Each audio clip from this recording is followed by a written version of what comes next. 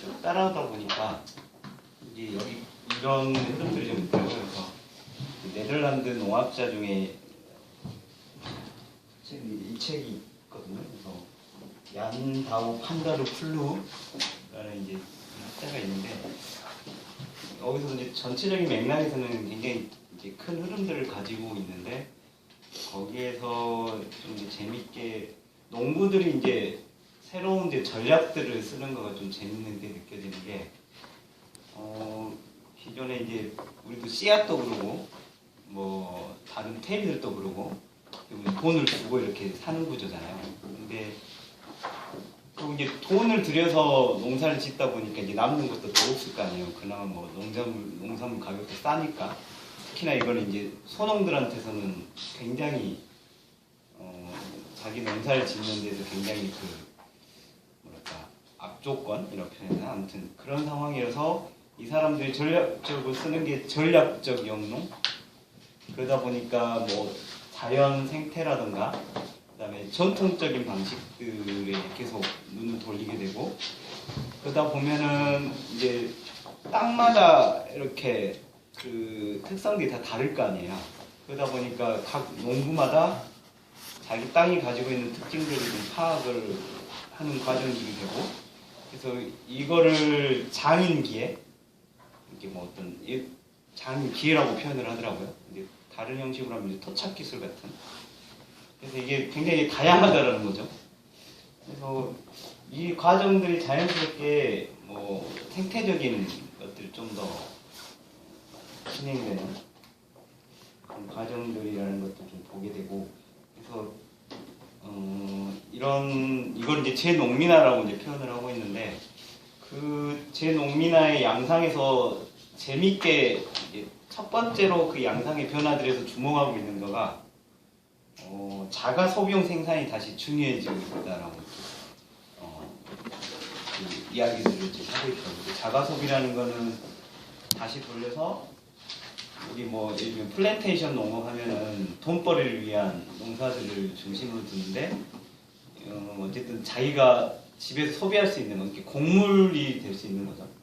곡물의 농사를 좀 기반 중심에 놓고 이게 굉장히 중요해지는 시기다라는 거. 그다음에 아까 이제 금전적인 지출을 최소화하고 그러다 보니까 이제 굉장히 독특한 방식의 다양한 뭐 방식들의 뭐 꾸러미라든가 그런 것들도 그런 형식에서도 나왔다는 얘기들도 하고 있고 이제 또 하나는 영농의 다각화라고 표현했는데 이제 이게 뭐 다양한 농사를 짓는 것도 있지만 경제적인 것들을 좀 다각화하는 과정들 그래서 뭐 어떤 우리나라 어떤 자료들도 보면 농해 소득이 농사를 지어서 얻는 것보다 굉장히 많다는 거죠. 그래서 지금의 우리의 그 소농들이 커가기 좀 더 존재하기 위해서는 지금 이제 굉장히 그렇게 어렵게 뭔가를 해나가고 있는데 실제 우리 뭐 정책이라든가 그런 거에서는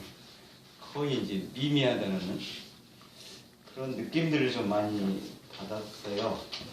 네, 이제 이 얘기는 아니었던 것 같은데 그래서 이제 제가 좀 주목하고 있는 거는 두 가지 이게 뭐 작년에도 이제 재작년에도 했지만 소농이라는 측면과 그다음에 씨앗이라는 거, 네, 마을 공유지 이 세 가지가 우리가 현재 할 수 있는 뭔가 돌파구를 찾을 수 있는 하나의 형태이지 않을까. 그래서 이제 장흥에서 이제 계속 공공모임을 하다 보니까 이제 마을 공유지에 대한 관심도 계속 가지다 보니까 아직도 그 마을에 혹시나 이제 있을 수 있을 거예요. 이제 각자의 마을에서도 마을 공유지들이 있더라고요. 그래서 어떤 형태는 이거가 마을에서 이제 뭐 농사를 같이 짓는다거나 해가지고 똑같이 돈을 이렇게 나누는 방식. 근데 지금의 이제 어쨌건 농지은행이 지금 있는데 그런 농지은행들은 현재 뭐 대농 정책에 맞춰져 가지고 농 같은 경우라도 18,000평 이상 정도의 그 농지 규모를 가지고 있어야 그 농지를 뭐 굉장히 좀 싸게 뭐 부여받는다거나 하는 과정들인데 현재 우리나라의 여기 자료 한국농촌경제연구에서 조사한 것도 있고 뭐 표본 조사를 한 것 중에서도 소농이 2017년 기준으로 보면 69.6%라는 거죠.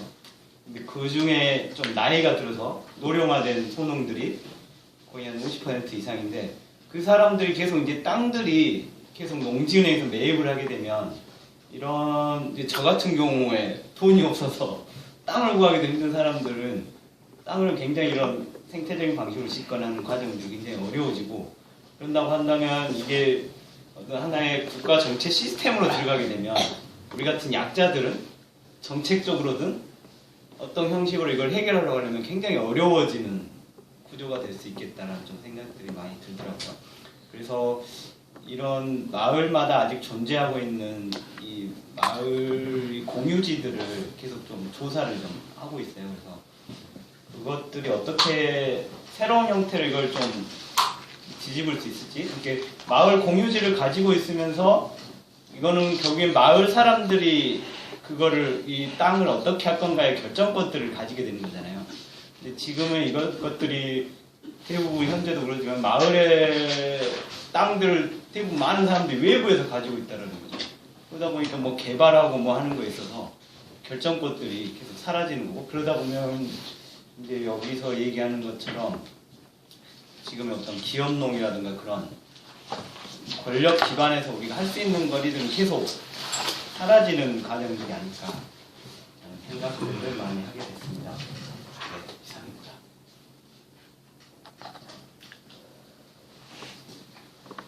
네, 이마트를 연말에 만들었어요. 장난 아니게 됩니다. 우리 부모님 집 앞에 이제 이마트 신세계가 있어가지고 이게 불과 몇 달 사이인 것 같아요. 나는 이마트에서 뭔가 특별히 사는데, 뭐 우리 부모님 같은 경우는 이제 이마트에서 구입을 해야 될 게 아닌데, 예전에는 다른 상품으로, 그러니까 여러 개의 상품으로 채워졌는데 이마트가 자가 상품을 해요. 그러니까 어느 한 코너가 비어져 있더라고. 그래서 왜 이 코너가 비어져 있죠? 라고 물어보니까 이마트에, 그러니까 그걸 밀어내고 자기네들이 이제 자기네들 라인으로 상품을 생산하는 거야. 그러니까 그걸로 채우기 위해서 잠시 이제 비워놓은 거지. 거기에다가 또 놀란 사실이 뭐였냐면 이마트에서 배달을 해요. 유통을 배달을 하는데 그 배달이 처음에는 갖다가, 그러니까 그 주변에, 그러니까 배달 지금은 다 이렇게 큰 거리 같은 경우 배달을 하거든요. 근데 그러니까 이마트를 가지 않고서도 젊은 사람들은 거기 쫙 그냥 이거 하나만 딱 써내면 되는 거야. 그리고 굳이 이제 올 필요도 없어.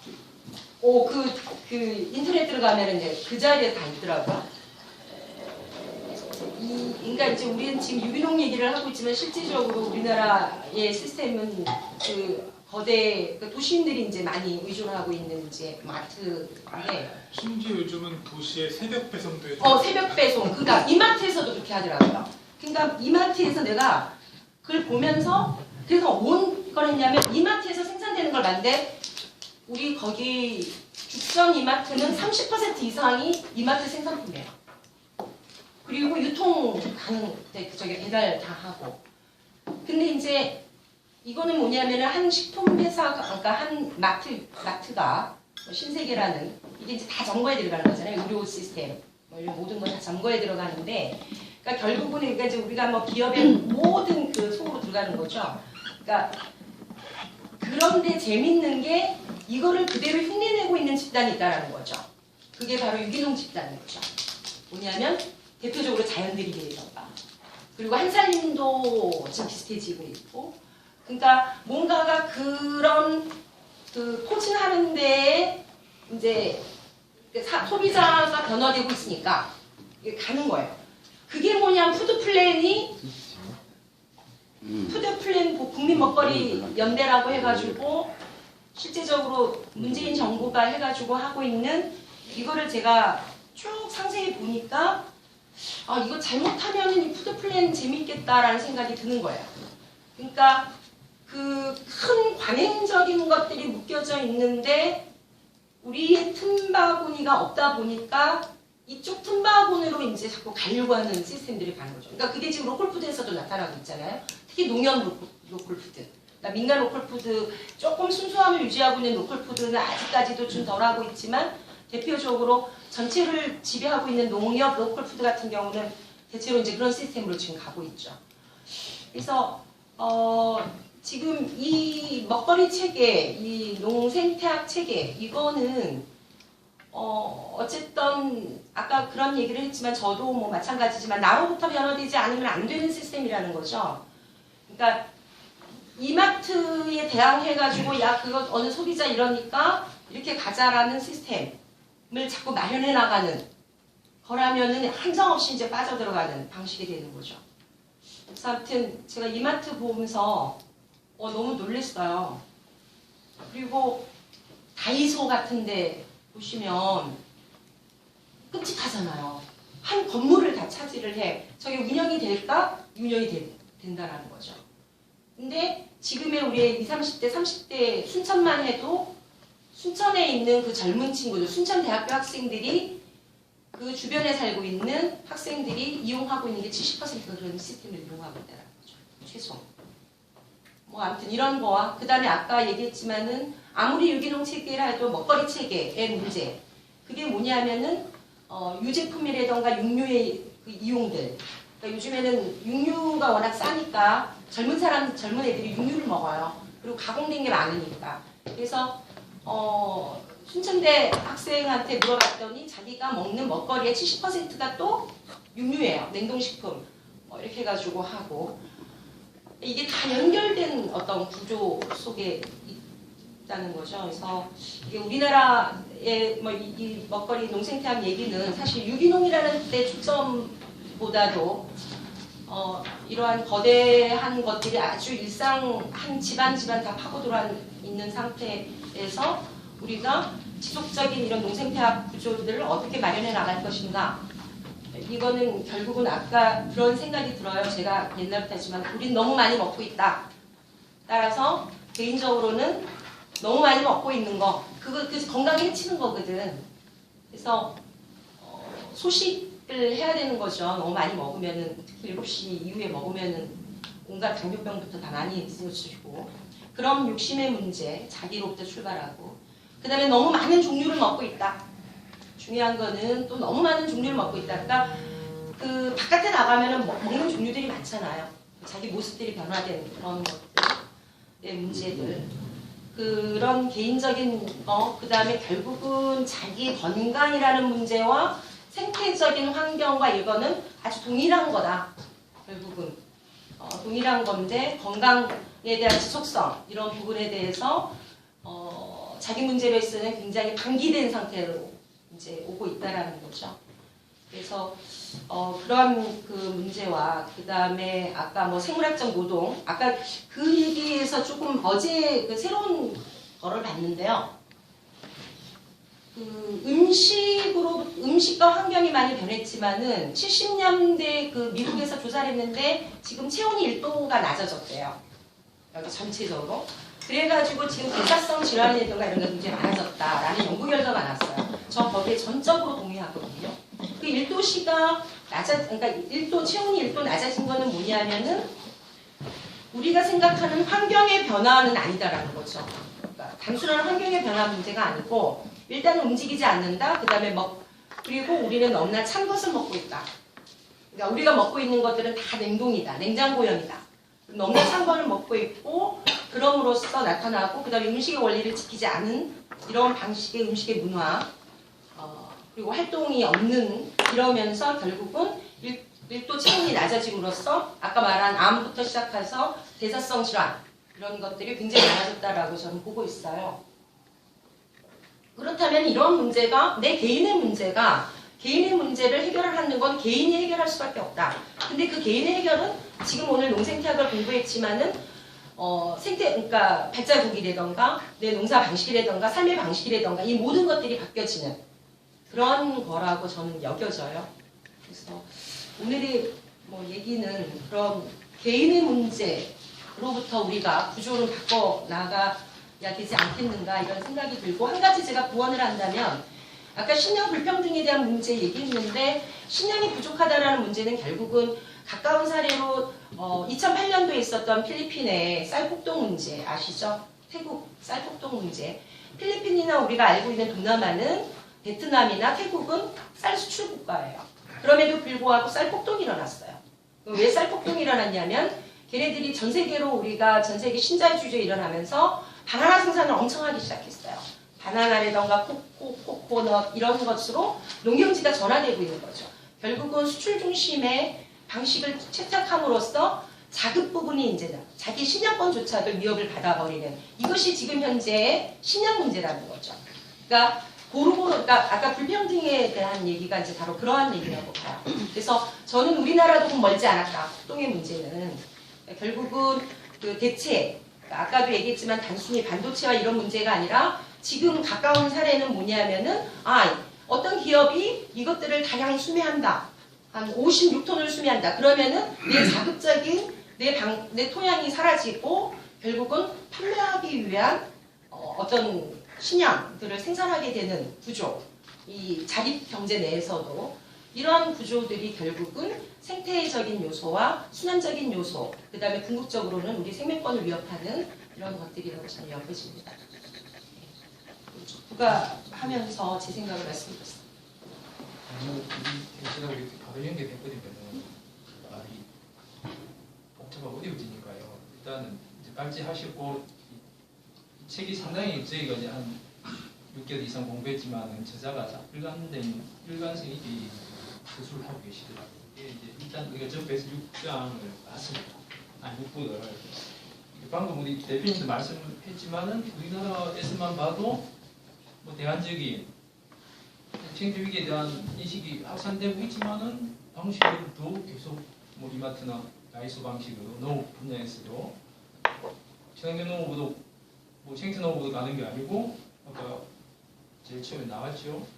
더 많은 기아와 더 많은 사람들 여기 살리려면은 생산 hul로 되지 않느냐. 기존 농업이 오히려 확대되는 게 지금 현실이라는 거죠. 그렇게 그런 기존 농업이 이제 지금 산업형 농업으로 일반화되어 있죠. 이게 강화되는 데에는 이제 단순한 논리도 있었지만 이걸 뒷받침해주는 이념 사상 체계가 정교하게 짜서 돌아가고 있다.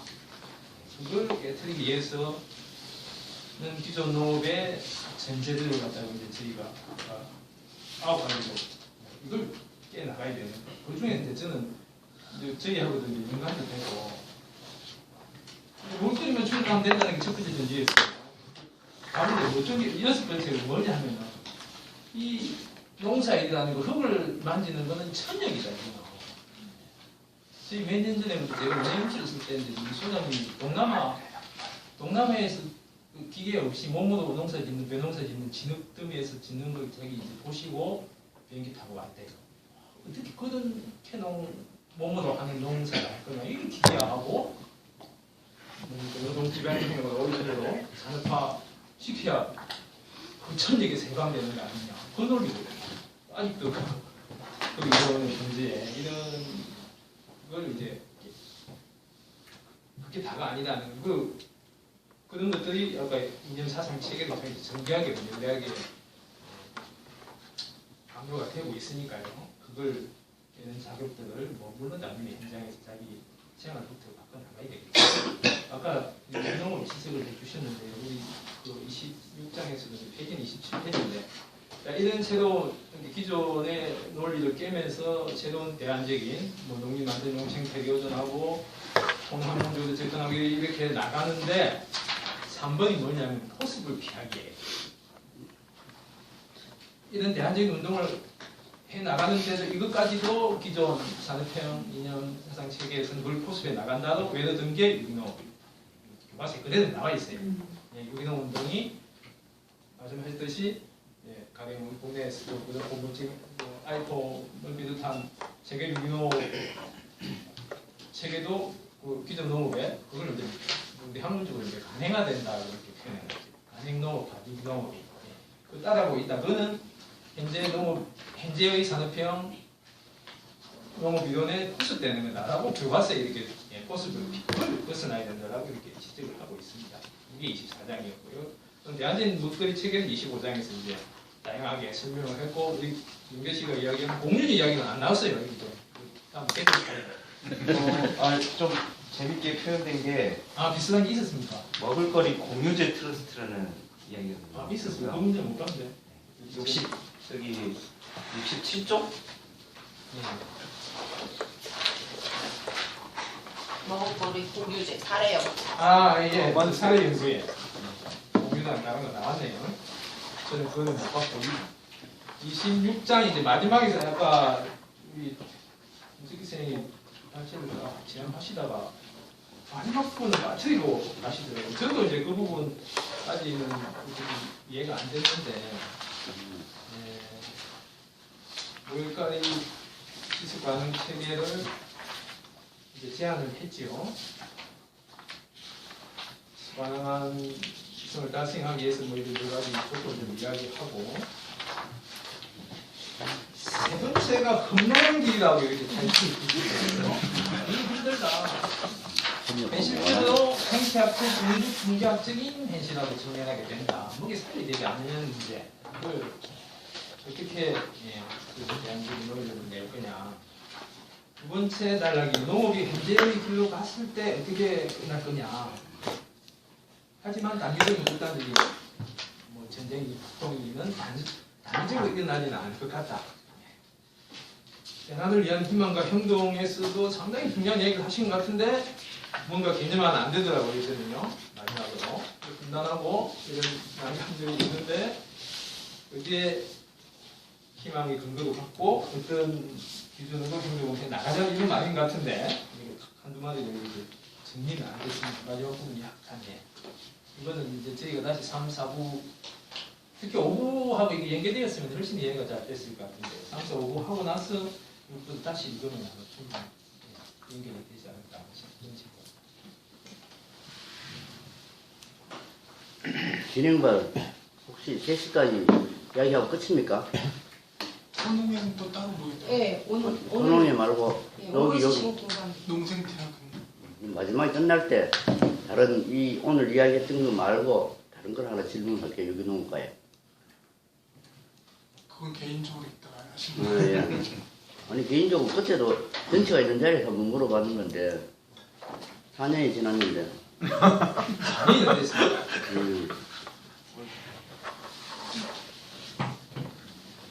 저는 그냥 제 느낀 점을 좀 말씀드리면 일단은 아까 그 북미에서 유기농 식품 브랜드 기업 소유 그래픽들이 있었는데 보면서 우리도 한동안은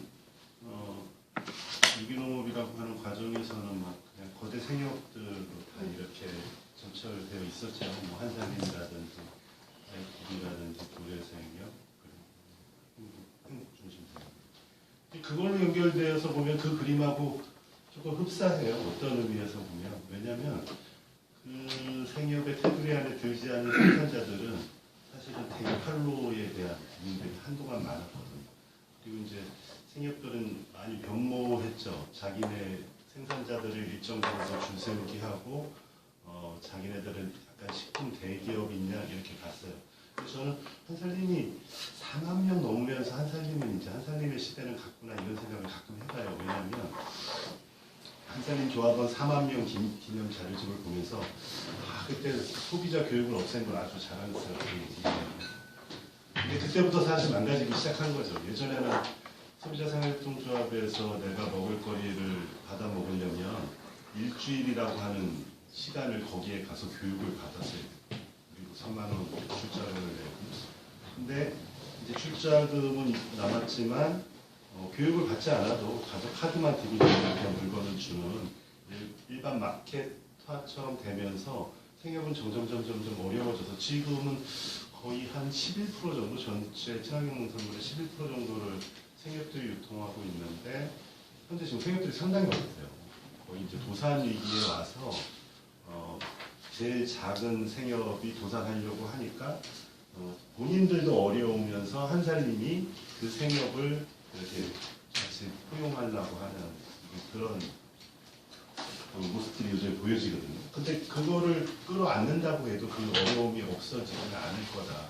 그래서 이제 아마 2010년대부터 새로운 소비처를 얘기하면서 공공재에 대한 얘기들이 나오면서 이제 급식이라고 하는 부분이 얘기했죠. 어쨌거나 작년까지 자료로 보면은 학교 급식, 그러니까 초중, 전국의 초중, 중학교까지거든요. 고등학교도 아니고 초중학교만 급식을 하는데 친환경 농산물이 37% 정도가 급식으로 들어가고 있고, 그거 뒤따라서 하고 있는 이제 공공급식이라고 하는 거, 그리고 올해부터 하는 뭐 산목구더미 사업, 이게 한 2천억 사업 합니다. 그 정도 하고 나면 친환경 농산물 60%는 다 공공의 영역에서 소비되지 않을까 이런 생각이 들면서, 어떻게 그럼 일반 소비자들은 그런 이런 농생태학의 가치 확산을 어떻게 시킬 수 있을까? 이제는 사실은 소비자들이 되게 편리 위주의 식생활을 가지고 있잖아요. 사실 생협이 어려워진 이유는 여러 가지 문제 중에서 이제 마켓컬리 같은 브랜드들이 막 뜨고, 자기 전에 주문 넣으면 새벽 4시에. 근데 사실 이거는 저희 입장에서 되게 비인간적인 먹거리 형태다 이렇게 생각하는데도, 이미 젊은 사람들의 머리 구조 속에서는 그렇게 먹는 게 편리한 거다 이렇게 생각하고 있고요. 어디 이렇게 약간의 교육을 다녀보면은 제일 이야기하기 힘든, 먹거리에 대해서 이야기하기 힘든 사람들은 대학생입니다. 사실은 그 친구들의 머릿속의 먹거리란 그냥 편의점의 삼각김밥 정도가 다거든요. 근데 뭐 그 친구들이 무슨 농생태학을 고민하겠어요? 아니면 먹거리 유통구조를 고민하겠어요? 그렇지 않다라는 거죠. 그런 것들을 어떻게 좀 저변에 확대시킬 수 있을까? 요즘 많이 고민하고 있는지, 그 교육이잖아요, 어떻게 보면. 그러니까 억지로 하는 교육은 아니지만 그 교육을 어떻게 많이 펼쳐낼 수 있을까, 이런 고민들이 듭니다. 예. 그리고 사실 구조적으로 이제 대한민국이라고 하는 나라는 좋은 법이 많아서, 여기에서 보면은 먹거리 연결망과 유형이라고 하는 뭐 지속 가능한 먹거리 체계 요소들이 쭈루룩 있는데, 첫 번째가 이제 뭐 농민장터 이런 것도 있어요. 지금 되게 유명한 리버마켓이라든지, 얼마 전에 들은 얘기인데 그 마르시아라든지 뭐 쌈지농구라든지 DDP 농민장터 대표들이 다 모인 거예요. 우연찮게 토론회. 근데 이 사람들이 다 고민하고 있는 건, 우리가 법이라고 하는 잣대 안에 대보면 우리 장터는 다 위법하다. 그리고 식품위생법에 되면 다 사실은 잡혀가야 돼서 이런 상황 안에서 어떻게 이 먹거리의 거리를 단축시킬 수 있을까? 이런 거는 참 난제다. 이런 고민이 하나 드는 것과 좀 반대 상황에서, 그저께 국회에서 친환경 농산물의 우선 구매 조건 뭐 이런 것들을 국회를 통과했거든요. 기관이나 뭐 학교나 공공기관, 복지시설, 관공서 이런 데는 어떤 식재료를 갖다 선택함에 있어서 우선적으로 친환경 농산물을 선택해야 된다, 이런 게 이제 국회에 통과된 거에 그나마 조금 좋은 법 하나 생각해요. 그런 생각이 그냥 드는 대로, 생각드는 대로 좀 말씀드리겠습니다. 근데 그 공공재에 들어가는 그 농가들이 대부분 소농들은 아닐 거 아니에요. 일반적으로. 예, 그것도 이제 윤정선 교수님이 연구한 거를 이제 학교급식이 대부분 소농이 들어간다 이렇게 판단하고 시작을 했는데, 이걸 하다 보니까 어차피 규모화된 농민들이 많이 들어가요. 근데 그게 한 40%를 좀 상회하는 것 같고요. 그게 이제 대농들의 농산물이 주로 들어가는 거. 그나마 다행인 게 급식에 들어가는 농산물이 가짓수가 아주 다양하거든요. 근데 가장 많이 쓰는 게 근체류 위주입니다. 감자나 무나 뭐 이런 것들이 가장 많이 들어가는데, 이런 것들은 좀 대농 쪽에서 많이 들어가고요. 그 이외의 품목이 아주 다양하다 보니까 좀 아주 선호되지 않는 품목들 중에서 소농 것들이 좀 들어가는 것들이 있고, 그것들의 피해로 아마 이걸 나눠놓은 것 같다는 생각이 들어요. 학교급식이라고 하는 한 큰 부류가 있고, 사실 공공급식과 학교급식이 공공급식 안에 포함돼야 되는데 그러지 않고 좀 다르게 사업을 하고 있잖아요. 이것들은 공공급식은 좀 더 소농들의 농산물이 더 많이 들어가요.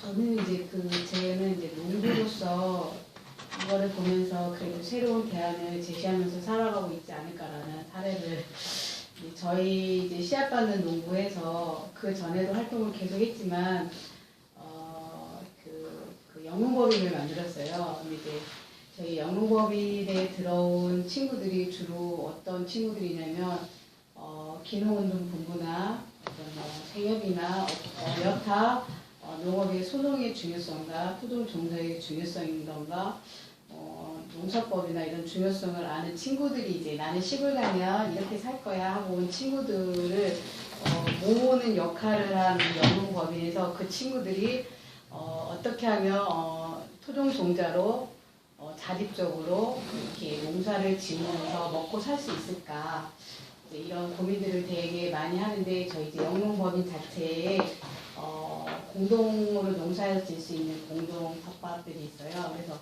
농사를 모르고 온 친구들이나 배우고 싶어하는 친구들에게 그 이제 공동 농사가 이제 농사 1년 과정 이런 거를 배워가는 이제 농사 과정 이런 거를 하면서 엄청나게 되게 좋아하고 그래서 저희가 그 농사를 지금 3년째 짓고 있는데 그 밭에서 토종 종자를 하고 씨앗도 직접 받고 농산물을 가지고 저희가 자급을 해요. 한 6명, 7명이 하는데 그거를 일주일에 한 번씩을 하는데 그걸 가지고 집에 가서 정말 그거로 요리로 일주일에 식량을 할 정도로 되게 기뻐하고 좋아하는 이제 이런 친구들이 모여서 농사를 짓고 있는데 이제 실제로 기존 농부들하고 좀 왠지 계례된 이런 상태로 가고 있는 부분에 있어서 어떻게 하면 연결을 지어서 이런 공부들을 좀 같이 해나갈까 되게 고민을 많이 하고 있는데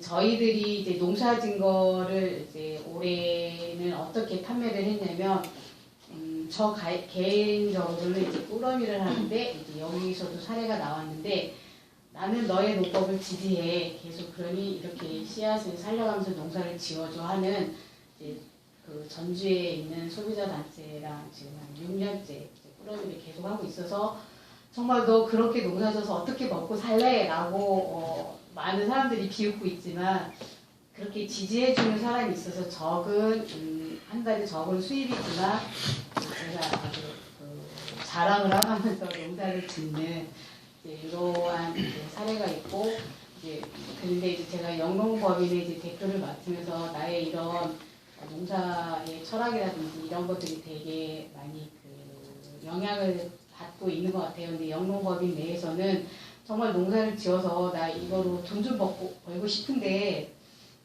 왜 계속 교육적이나 무슨 이런 공익 쪽으로 가느냐 이제 불만 소리도 있고 이제 막 그러기는 하는데 저희 생각은 이런 사람들까지도 이런 전체적인 오늘 배운 이런 교육 내용이나 이런 것들을 정말 교육을 받으면서 가고 싶은 이런 욕심들이 있는데 아까도 여기서 말했듯이 자기 현실에서 처한 이런 부분들이 한 발짝 한 발짝 나아서 튼튼한 조직이 되어서 가는 게 중요하다 이런 부분들이 다가오면서 이렇게 가려면 농사 플러스 이렇게 교육이 맞물려 가지 않고는 그게 참 어려운 부분일 수 있겠다 라고 하고 이런 우리처럼 잘 시작하면 이런 농부가 되어 가려고 하는 이런 과정들이 정말 잘 되어갔으면 좋겠다 이런 사례라 그런 생각이 들면서 저희 영농법인에서도 감히 이런 분들을 좀 강사로 초빙을 해서 우리 같이 그래도 종자의 중요성과 자기가 농촌에 와서 자립으로 살아가려고 하고 그거로 또 먹고 살려고 하고 고민하는 이런 분들에게 이런 교육 내용들이 정말 많이 공유돼서 튼튼한 기반으로 갔으면 좋겠다라는 생각을 하면서 좋았습니다. 그래서 저희도 회원들이 이제 저 새로운 농부이죠.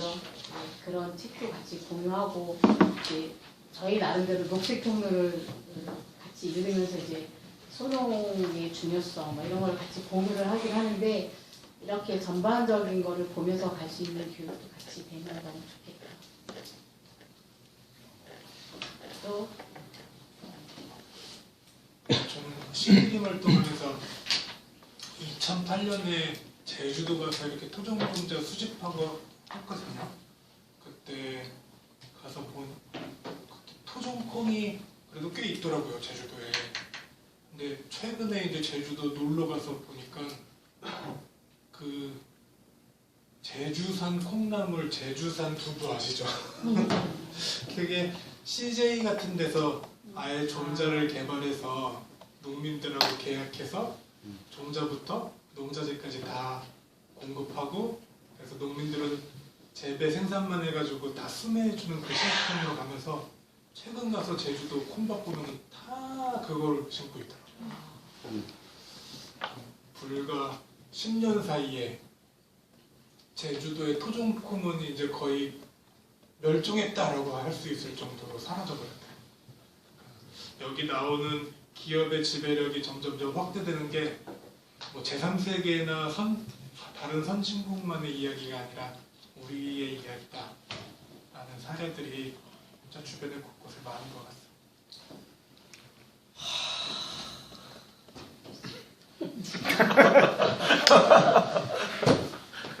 가슴이 확 아프네. 우리 교사. 최근에 재미있게 봤던 뉴스 중에는 그 체온 1도 그것도 있는데 인간의 원래 자연 수명은 38세예요. 그러니까 예전에 40대에 죽는 게 당연했던 거예요. 그 소문 같은데 그 지금 그 조사를 한번 해볼 필요가 있을 것 같은데요. 그 남도 생녀 표현들이 전격 줄었어요.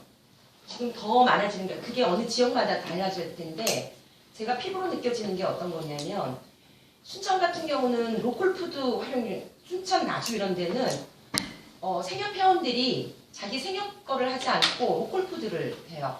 그러니까 저는 생협 회원이 아니어서 이제 생협 회원들한테 가끔마다 이렇게 부탁해서 이제 예전에 1년에 한두 번 했다가 그럴 필요가 없는 거야. 이제 로컬푸드 매장에 가면 훨씬 더 신선하고 훨씬 더 괜찮아요. 정말 이렇게 물론 이제 로컬푸드별도 많이 다른데 저는 이 로컬푸드가 국가에서 실질적으로 이제 주도해서 뭐 한 사업 중에 하나지만 이 로컬푸드를 살리는 길이 굉장히 많다라는 생각이 들어요. 전주 와서 변한 소비 패턴 중에 하나가 이제 대형마트 가서 농산물 안 사요. 네. 거기서 살 수 있는 과일 종류나 사고 나머지는 로컬푸드 가서 사게 되죠. 그렇더라고요. 그리고 로컬푸드는 가면은 일단은 가격이 천차만별이잖아요. 그러니까 일단은 되게 쉽게 접근을 해. 그 다음에 재밌는 게 로컬푸드 생산자를 제가 계속 인터뷰를 해보면 첫 해는 되게 힘들어해요.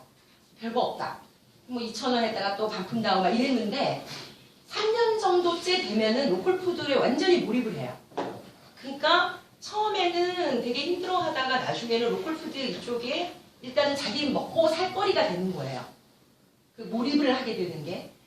물론 그 안에서도 이제 생산자들이 서로 막 이렇게 뭐 사업이 있지만은 로컬푸드 자체에서 아무튼 운영의 묘 뭐 이런 것들만 이제 많이 살려야 되겠지만 그럴 거고, 그 다음에 또 하나는 어떤 거냐면 아까 우리 여기도 그렇지만은 제가 순천에다도 그런 일이 있지만은 뭐 500평하고 300평하고 뭐 심지어 200평에 근데 자기가 먹고 남는 것들을 근데 농가 이게 없으면 안 되는 거예요. 그래서 영농조합법인을 그러면 하나 만들자. 그럼 그거는 제도를 한번 이용하는 거죠. 영농조합법을 만들면 거기 생산자들이 되니까. 그래서 아니면 한 사람의 뭐 이름을 빌려서 뭐 하든지 아무튼 이러한 좀 제도적인 걸 활용해가지고 할 수 있는 이 범위들이 이제 늘어나잖아요. 로컬푸드 같은 경우는. 그래서 저는 지금 현재 이렇게 좀 보여지는 측면에서는 그 로컬푸드가 굉장히 소농들을 살리고 있다. 심지어 도시농부들도 이렇게 조금 크게 짓는 도시농부들이 있어요. 농경을 하지 않아도. 이런 사람들이 얼마든지 들어갈 수가 있고 아직까지도 로컬푸드 내에서는 얼굴 있는 그리고 또 상품 개발이 굉장히 다양해요. 그리고 또 그 자체 내에서 가공 식품위생법 이런 문제가 있기는 하지만 그거는 그 가공 그 단위에서 이제 또 해결을 해주고. 그래서 저는 개별적으로 지금 생협은 아니다. 그리고 굉장히 중앙집권적이고 그 다음에 물류 시스템 중심으로 가고 그 다음에 생협을 생산자 했던 사람들은 다 하나같이 생산자가 생산자로서 취급받아본 적이 없고 그리고 아까 학교급식 같은 경우는 더 심하고 학교급식이나 공공급식의 친환경 쪽은 사실은 저희들 같은 사람 명함도 못 내밀어요. 그리고 실제 계약을 얘기하게 했다가 뭐 가령 한 10,000평 정도 단호박을 했다가 물려지는 현상. 그거 해결할 수 없어가지고 불구가요금을 그랬잖아. 해결을 못해가지고 그 개별적으로 판매를 해주려고 그랬다가 결국은 보관 문제 돼가지고 다 썩어버렸어요. 그러니까 이러한 문제들. 그러니까 결국은 집단화되고 규모화되는 이 방식에서는 개인 농가가 살 수가 없다라는 거 저는 보여져요. 그래서 지금 현재 시스템에서는 물론 농민장터나 다양한 우리의 그 모습들을 좀 해나갈 수 있지만 현재 그나마 조금 우리가 기대면서 좀 더 로컬 푸드를 좀 활성화를 해본다면 현재까지로는 좀 긍정적이다라는 생각이 좀 들어요. 그 생협이 문제되고 하는 것도 다 서울 수도권 중심의 생협, 서울 수도권 중심의 농민장터, 서울 수도권 그렇죠. 중심의 뭐 꾸러미 사업 이런 것 때문에 다 문제가 되는 그렇게 거예요. 되죠.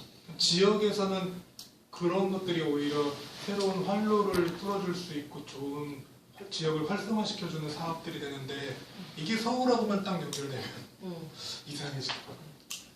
그래서 지금 유기농업 쪽도 우리가 진정한 유기농업이라는 표현들을 결국은 쓸 수밖에 없는데 이 순환책이 아까 뭐 지역 얘기도 했고 그랬을 때는 좀 더 관심을 가져야 되지 않나 로컬푸드 쪽에 지금 로컬푸드가 또 해놨다가 뭐 또 퍼지고 되기도 하고 이제 지금 또 많이 또 움직임들이 많이 또 변화되고 있는데 지금 현재 제가 토종 관련해가지고 로컬푸드 해서는 그것도 저도 개인적으로 다른 데 가지 않고 순천에 가면 순천 로컬푸드 그다음에 나주에 가면 나주 로컬푸드를 이제 이용하는 거죠.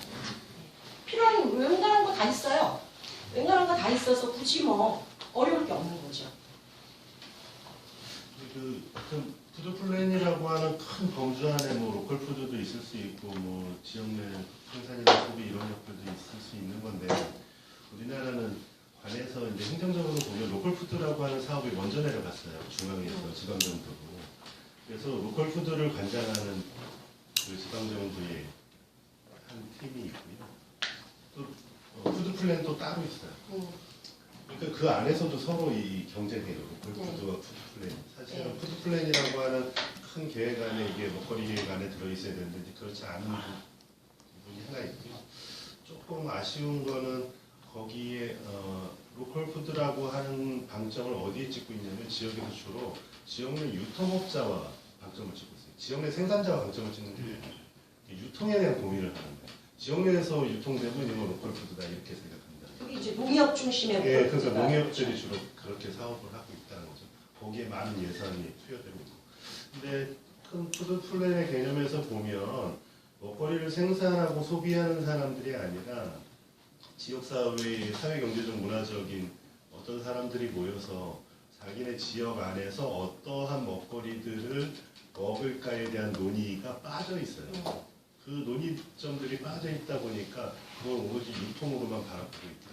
그리고 여기에 생산자가 또 특히나 친환경 유기농업하는 생산자들이 길을 쓰고 들어가서 이거 해야 되라고 얘기하기 참 난처한 부분이 있어요. 그럼 지네가 생산한 거 팔아달라는 거야? 이렇게밖에 안 되거든요. 사실은 소비하는 사람들이 CSA처럼 소비하는 사람들이 우리는 이러한 농산물을 이런 유통구조에 맞춰서 받고 싶다라는 것들이 쓰는 게 푸드 플랜의 큰 형태인데 조금 그렇지 않은 것도 아쉬운 부분이 남아 있는 거죠. 지금 막 사업이 푸드 플랜 따로, 뭐 유기농 따로, 친환경 따로, 로컬 푸드 따로 이제 막 나가고 있는 거죠. 근데 광주는 로컬 푸드 나고 했는데 있어요? 네. 광주는 일단 고소 농협이나 이렇게 주변 농협. 도곡이랄지 이런 데 있는 것들을 주로 이용하다가 최근에 광주 농협에서 이제 만들고 있어요. 문제는 뭐냐면 고노 농협하고 광주 농협하고 불과 거리상으로 몇백 미터밖에 안 되는데 얘가 잘 되니까 광주 농협이 별도의 이제 회사죠. 농협이니까 그렇게 있는 그다음에 이제 남구청에서 만든 로컬푸드가 있고 뭐 이런 식으로 대부분 생산지는 그 주변에 있는 담양이나 하순이나 뭐 이런 쪽에 로컬푸드. 그 농협이 껴들면은 항상 문제가 지난번에 완주에서 그 로컬푸드 했던 분 강의를 한번 들은 적이 있는데 하여튼 10년 로컬푸드의 결과로 뭐 100만 원에서 150만 원의 월급을 받는 월급은 아니지만 올별로 그 수입이 생기는 농부 2,500명인가를 만들었다고 그런 이야기를 저기 하더라고요. 근데 요즘에 보니까 기본적으로 하우스도 좀 지어주고 작은 하우스, 큰 하우스 아니고 그렇게 몇 가지 지원들을 하더만요. 그 다음에 가공 공장 같은 것도 짓고 그러면 이제 몇 개의 장목반들이 모여서 이용하고 이런 그냥 근데 이제 농협에서 하는 것들은 대부분 기존에 있었던 하나로 마트에다가 옆에 약간 편백으로 이렇게 뭐 쫙 거치면 그것이 로컬푸드 매장이 되는 그런 것 같아요. 나주는 좀 떨어진 예를 들어서 나주 저기 혁신도시에가 매장이 있으면 저 금정이나 이런 데는 굉장히 멀잖아요. 그러면 그 고령 소농들이 직접 가져오기가 어려우면 차를 두고 직접 수거를 하는 체계까지를 두고 소농이나 고령농을 지원하는 시스템까지를 그 농협에서는 못하는 것 같고요. 별도의 나주 무슨 재단을 만든 그런 데들은 그런 창의력적인 것들도 시도하고 하는 것 같아요. 우리 할매들이 아주 신났어요. 오컬푸드 때문에. 용돈벌이 좋고 토종하시는 할머니들이 물론 이제 거기서 또 소외되는 분들이 있지만 네. 여기도 혁신도시에도 오컬푸드 생겼거든요. 네. 좀 늦게 가면 없어지고 그죠. 제가 한번 나주에 가가지고 다 쓸어왔어. 그런 게 있어요. 그런 거는 사실 재밌는 현상 중에 하나잖아요. 뭐 같은 경우도 이마트하고 가격차가 그러니까 엄청 그러니까 많고 어떤 싱싱하고 가격도 저렴하고 이마트보다. 네, 노컬푸드 이제 제가 교육을 한번 간 적이 있는데 GAP인가요? 네. GAP를 기본적으로 그 인증 시스템 정도를 둬요. 그러니까 그들의 그 기준은 그렇죠. 네. 무슨 친환경이나 유기농을 기준으로 둔 건 아니고 네. 그래서 언제까지는 농약을 어느 정도 해라고 하는 맞아요. 부분의 관리 시스템을 두고 있더라고요. 네, 네. 순천도 그렇고 나주도 그렇고. 그게 되게 바람직한 것 같아요. 천편일률적인 거. 제 개인적인 생각인데요. 저는 경쟁이 생기면은 방향을 잘못 잡았다고 보거든요. 그래가지고 지금 뭐 농협하고 로컬푸드하고 뭐 경쟁을 하고 뭐 한살림하고 경쟁을 하고 막 이렇게 경쟁이 생겼으면은 전체적인 이 트렌드 있잖아요. 대세 방향을 잘못 잡았다 생각해서. 그래가지고 지금 나이 드신 분들은 TV에 백종원 요즘 많이 나오잖아요. 예전부터 많이 나왔잖아요. 근데 백종원에 대해서 나이 드신 분들 안 좋아하잖아요. 네, 대부분 안 좋아하세요. 몸에 안 좋은 거 많이 먹고 그래서 제가 왜 백종원 왜 안 좋아하냐고 막 그러니까 젊은 사람들 백종원 대부분 좋아하거든요. 그리고 젊은 사람들 왜 좋아하냐 그러는데 나이 드신 분들은 줄 서는 거를 이해 못 하시는 거예요. 네. 그래가지고 그 입장에서 보면은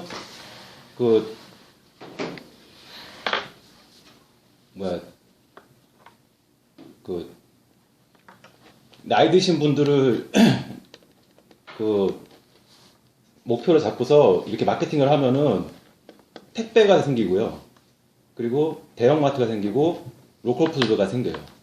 근데 젊은 사람들 있잖아요. 젊은 사람들은 기동력 있잖아요. 그러니까 젊은 사람들 줄을 서는 거예요. 줄을 서고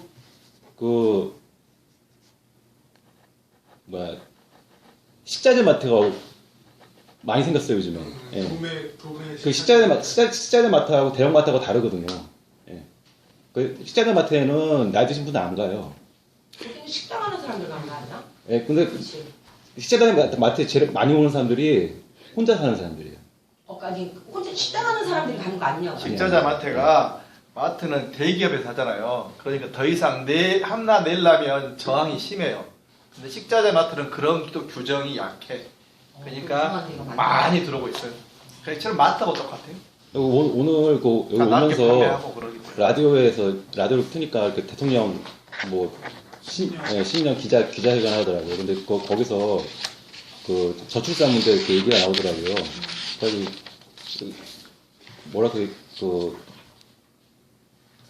시원한 대답을 안 하셨는데 제가 생각할 때는 저출산이 되는 이유가 1인 가구가 증가했대요. 예? 1인 가구가 지금 뭐 되게 많이 지금 증가하는데 여기도 1인 가구가 책임질 사람들. 제 입장으로 봤을 때는 1인 가구가 증가하는 이유는 혼자 살만하니까 1인 가구가 증가하는 거거든요. 혼자 살만하니까. 예. 그래서 혼자는 도저히 못 살겠다.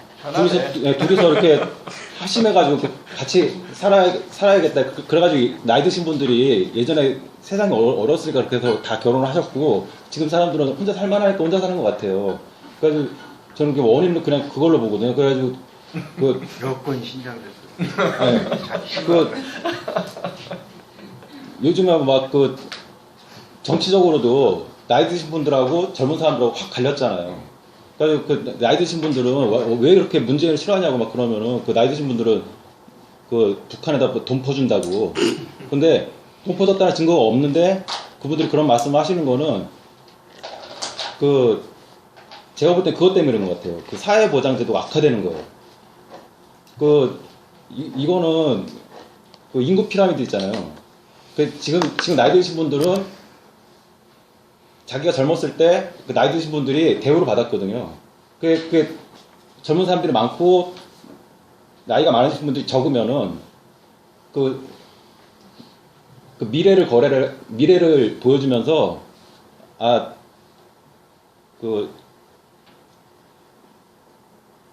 당신도 이렇게 나이 들었을 때 저렇게 혜택 받으면 살 수 있다 그러면서 이렇게 하니까 그런데 지금은 반대잖아요. 그러니까 되게 아쉬운 거예요. 그래가지고 본보기를 미래로 본보기를 받기 때문에 막 그렇게 되는 것 같은데 처음으로 들어가서 경쟁이 생기면 안 되는 이유가 예, 저는 그냥 경쟁이 생기면은 제가 그 전에 직장 다닐 때도 개인 사업자가 있었으니까 거기서 이제 경쟁이 생기잖아요. 그러면 저는 그냥 거기를 나와요. 예. 스트레스가 받거든요. 경쟁에서 이렇게 치고받고 하다가 비슷하네. 예, 치고받고 하다가 경쟁생님이 그냥 제 에너지를 다 뺏겨요. 뭐가 아닌 것 같더라고요. 이따 경쟁이 생기면은 뭐가 아닌 것 같아가지고 내가 뭘 방향을 잘못 잡은 것 같아요. 그래가지고 지금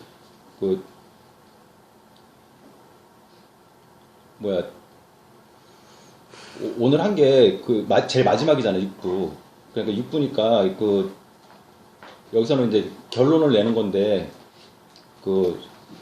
여기 계신 분들이 제가 궁금한 건 그거거든요. 지속 가능한 농업이 어떤 거라고 생각하시는지 그 의견을 듣고 싶거든요.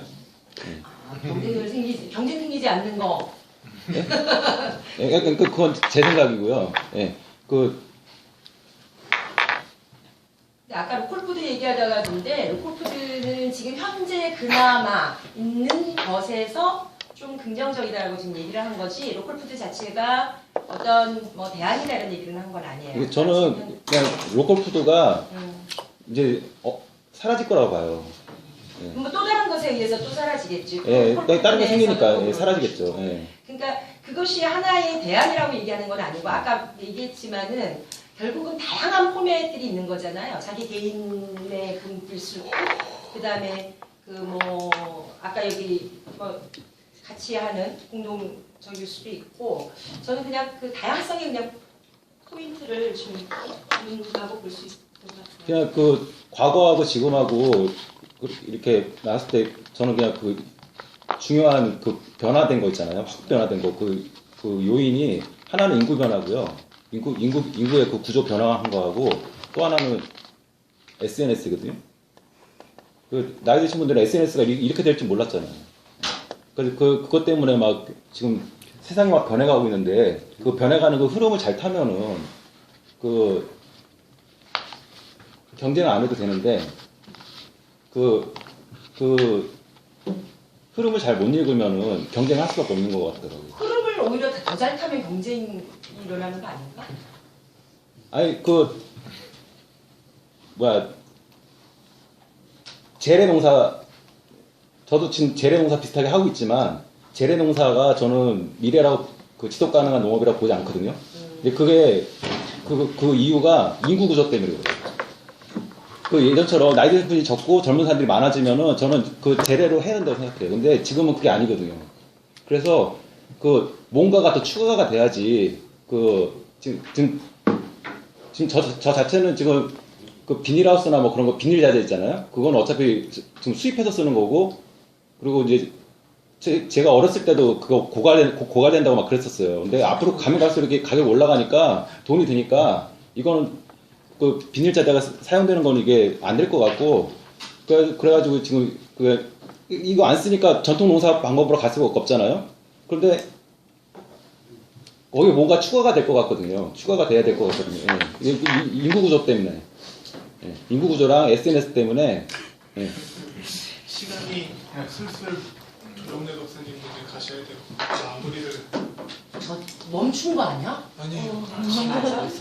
네, 시간 됐습니다. 근데 아까 저는 그 저는 그 지금의 그 노인들이 시대는요, 그러니까 우리 부모님 세대죠. 그러니까 이분들은 분배에 대해서 저는 생각을 못 한다고 봐요. 성장의 핵심에 있었던 그리고 너무나 힘들었다가 우리 부모님 세대가 너무나 굶주렸다가 그 정말 풍요의 시대를 누렸던 우리 나이 때 이때 분들이거든요. 그래서 저 아까 뭐 이렇게 노인들의 보수화라는 부분이 왜 그런가, 이거는 그 시대적 배경이 있었다고 보는 거죠. 성장의 그 아주 핵심 부분에 포인트가 있었다. 그리고 고생하면 낙이 온다. 맞나? 그치? 젊어서 뭐 이런 부분에 아주 핵심적이었던 그 시대였던 것 같아요. 그래서 지금 그 보수화 측면들은 그렇게 그분들의 의식, 사상 뭐 이런 것들은 그런 것 같고, 그 다음에 지금의 30대, 20대 같은 경우는 한 명, 두 명이나 아주 극진한 대접을 받은 세대이기 때문에 뭐 우울증도 제일 많이 오고 정신병자도 제일 많은 이유가 자기 혼자라는 거, 극진한 대접을 받았던 세대거든요. 우리 때만 해도 극진한 대접을 받은 세대들이 아니잖아요. 지금 한 40대 지금 임모 때부터 보면 그렇게 극진한 대접을 받았던 세대가 아니거든요. 그래서 그러한 것에 되게 영향을 미치지 않을까 싶어요. 경제적인 과 가족관계, 예. 인구의 변화적인 어떤 측면보다도.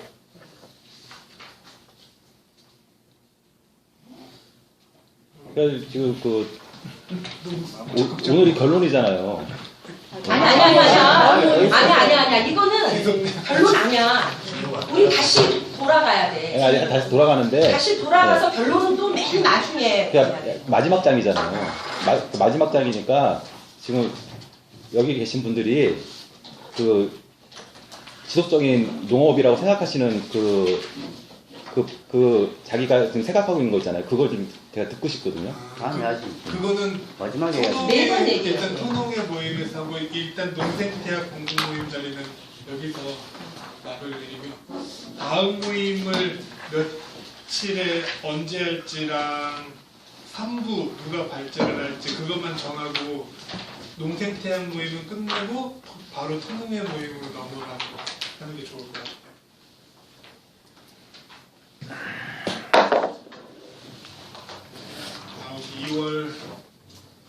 2월 11일. 월요일 날은 11일. 아니 몰라요. 저는 그냥 얘기해보면 괜찮아요. 17일 날 하면 안 될까요? 17일. 네, 제가 그 주는 계속. 17일. 아, 너무 늦어요. 괴로움의 시대. 대만 가잖아. 저희는 신날 고추장 만들기 체험하기로 해가지고. 아무튼 괜찮아요. 17일 날. 그런 거 하면은 어디다 좀 올려줘요. 예, 저희 로컬푸드 소비자 단체와 고추장, 토종 고추장 만들기 체험. 2월 그러니까 어디 카페 네, 카페나 저희 홍보 나갈게요. 한번 이제 올려. 일단 17일 어떠세요? 2월 17일.